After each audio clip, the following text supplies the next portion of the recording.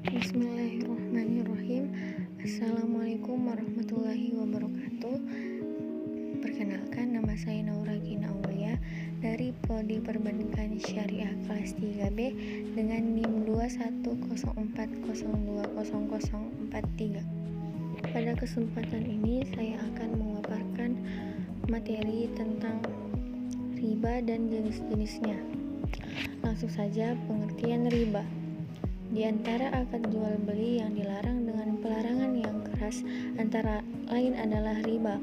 Yang dalam hal ini riba berarti kelebihan atau tambahan.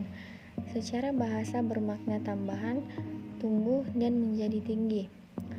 Sedangkan menurut terminologi syara, riba berarti akad untuk satu ganti khusus tanpa diketahui perbandingannya dalam penilaian syariat ketika berakad atau bersama dengan mengakhirkan kedua ganti atau salah satunya.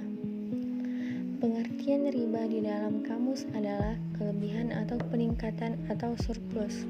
Tetapi dalam ilmu ekonomi, riba merujuk pada kelebihan dari jumlah uang pokok yang dipinjamkan oleh si pemberi pinjaman kepada si peminjam.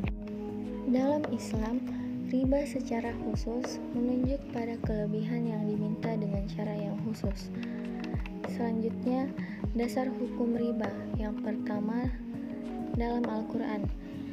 Dijelaskan dalam Al-Quran surah Al-Baqarah ayat 275 yang berbunyi, Bismillahirrahmanirrahim, wa ahallallahu al-bai'a wa harrama riba, yang artinya Allah telah menghalalkan jual beli dan mengharamkan riba.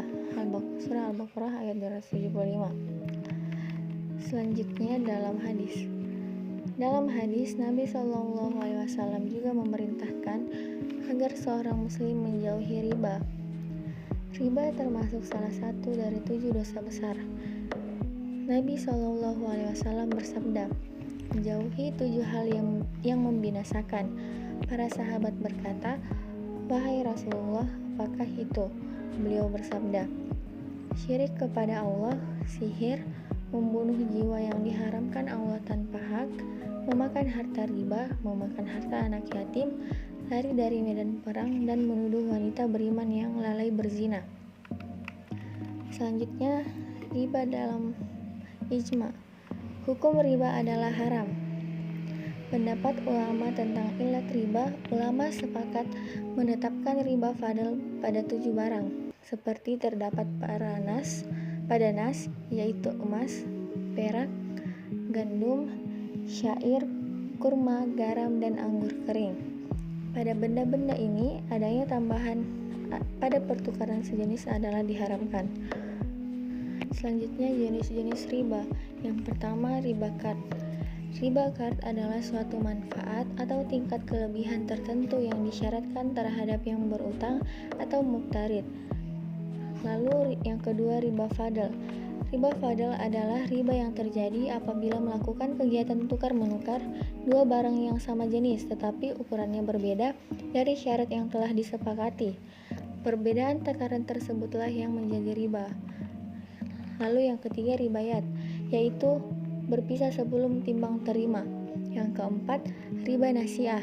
Riba nasiah yaitu riba yang dikenakan kepada orang yang berhutang disebabkan memperhitungkan waktu yang ditangguhkan. Yang terakhir adalah riba jahiliyah, jenis riba yang berupa kelebihan jumlah pelunasan utang. Selanjutnya, syarat menghindari riba.